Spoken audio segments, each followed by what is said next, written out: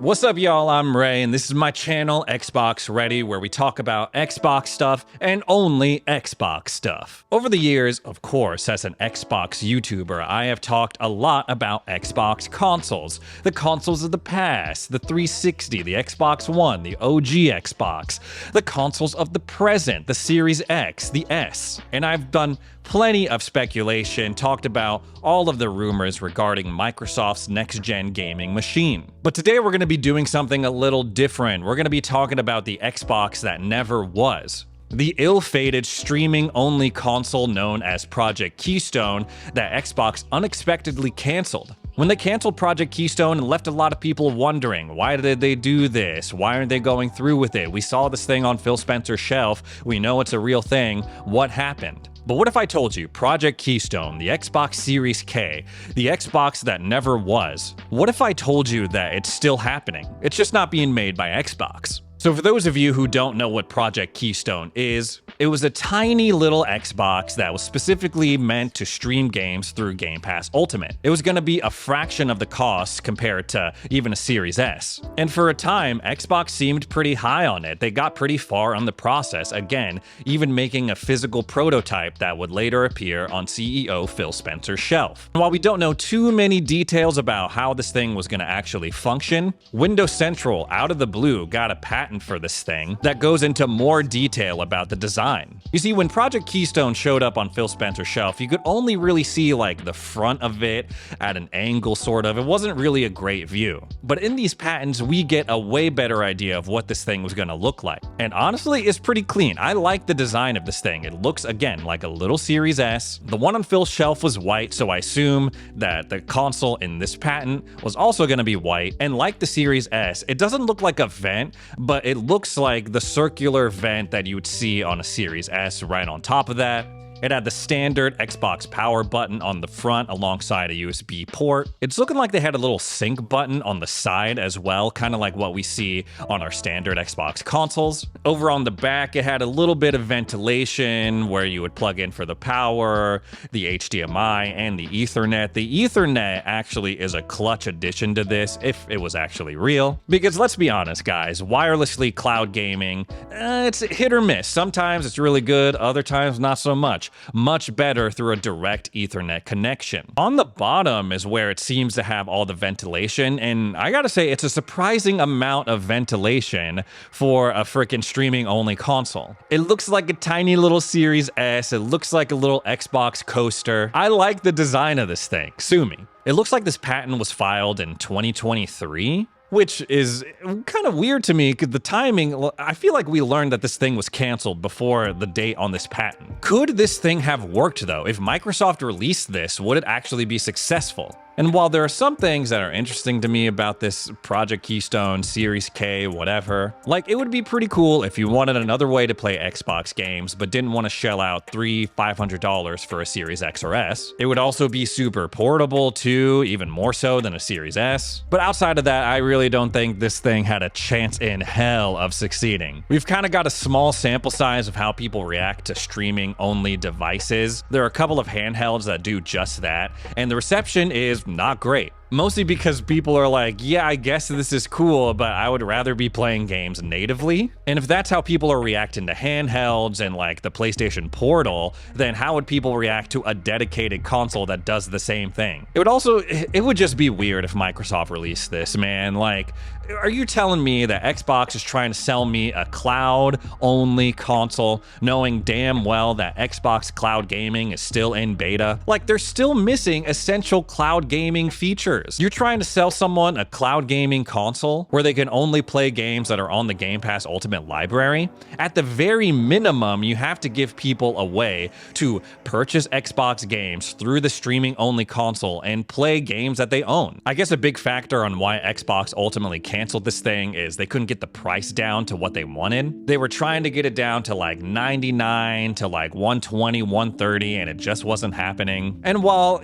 that's not like the most egregious price price tag, especially when you consider like certain Apple TV, like 4K streaming things go up to like $100-200. They would have to offer a lot more than just Game Pass Ultimate in order to justify that price tag. And that's ignoring like the other component that you need in order to use a streaming console, and that's a controller. A standard wireless controller is $60 minimum, which would definitely drive up the price tag, especially for a bundle. And if you're getting in that like $150-200 range, why not just spend an extra $100 and get a Series S? Ultimately, I'm sure someone at Xbox, Microsoft was just looking at this thing and saying the economics just don't make any damn sense. We know that as far as platform holders go, for them, selling you hardware is not the moneymaker. No, it is just a gateway to the real moneymaker, which is buying games. And we know specifically that Microsoft loses money on every Xbox sold, like $100-200.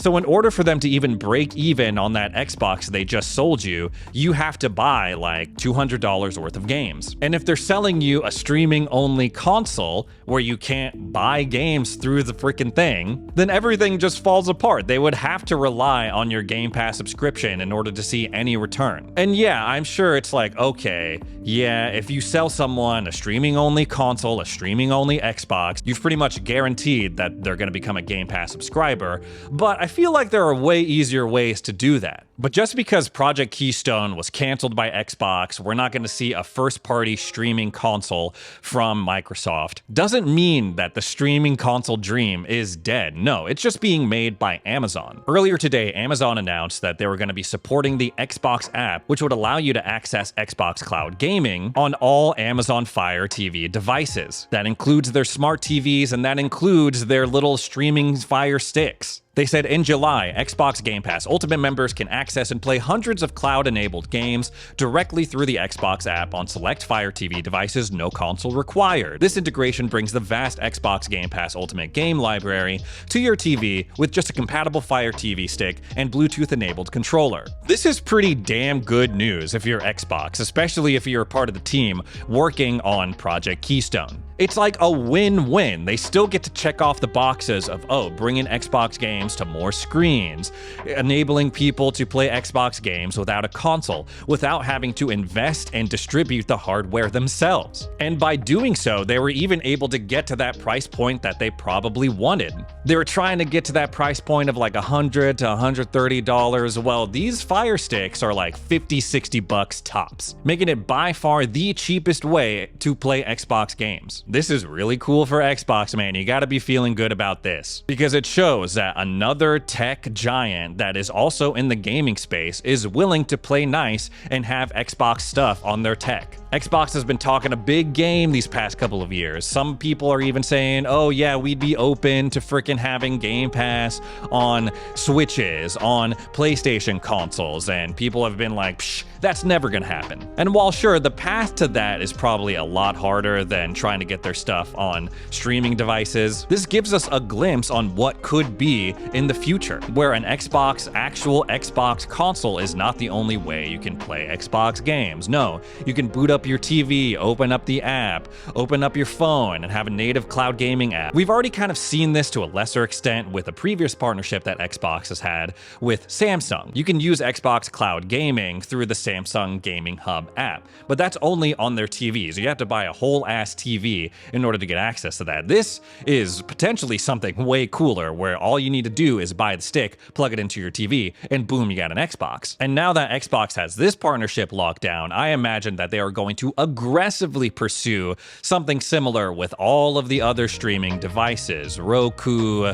Actually, Roku's the only one I know off the top of my head. Apple TV, maybe. This is an incredible first step for them. Again, a win-win situation. All they gotta do is just make sure that the app runs on a freaking Fire Stick, and boom, you expose yourself to more customers that are already buying the freaking stick anyway, in a way that we're not seeing from other publishers or platform holders like PlayStation or Nintendo. And there's some interesting synergy that can be achieved specifically with Amazon. They're like, okay, you just watch freaking Fallout on Amazon Prime. You want more Fallout? Well, go on over to the Cloud Gaming app or the Xbox app on your Fire Stick, play all the Fallout games. I do wonder how interested the typical customer or someone who would buy a Fire Stick how interested they would be in cloud gaming or game streaming in general. And in a world where that person is probably paying for a million different subscriptions, are they gonna want one more that's at bare minimum $17, $18 a month just to play these games? For me, who is an Xbox fan, who's familiar with Game Pass Ultimate, it would be like an extra perk. I use my Game Pass subscription on my Series X, on my PC, and if I had a Fire Stick, I can use it on that if I wanted to. But would people be open to using an Amazon Fire Stick as their dedicated Xbox or gaming experience? I mean, this just makes way more sense. You buy one stick and you're able to access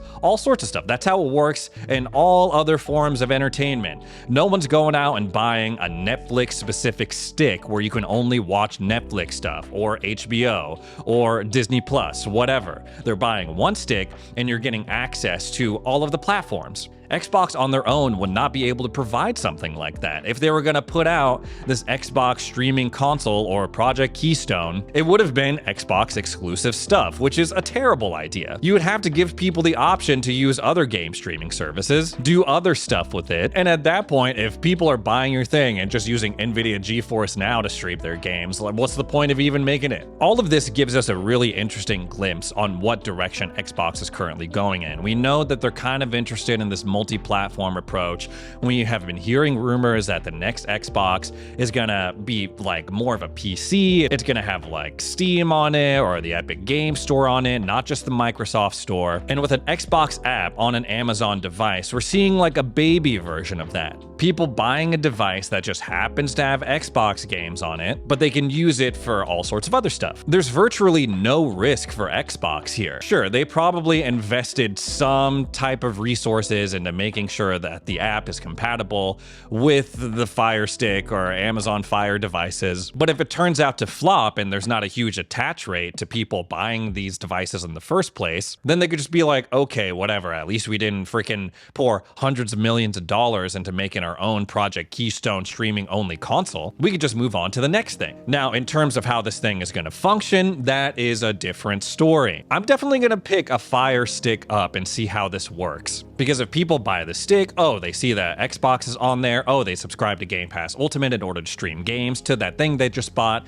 and the experience sucks, well, all the work that Xbox did in order to get to this point would be for nothing. Hopefully, going into the future, even if they pursue deals with Roku or Apple to be on their streaming devices, this remains just like another option to play Xbox and not the primary way, because I very much would like Xbox to stay in the hardware game, to keep giving us consoles. They've committed to that, at least through next generation. I assume that's going to be the case, that they're going to stick to their guns, because unless there is a complete revolution overnight where people are like, I'm throwing away my Xbox because playing it through streaming on my Amazon Fire Stick is a way better experience, then there's no way that they would abandon Xbox hardware. Anyways, guys, that's all the Xbox stuff I have to talk about today. Thanks so much for joining me for another edition of Xbox Ready. If you've made it this far into the video, consider subscribing if you like Xbox, if you like my content. I would really appreciate it if you hit subscribe, rung that little bell to be alerted whenever I post a video. Thanks again for watching, and we'll see you in the next one.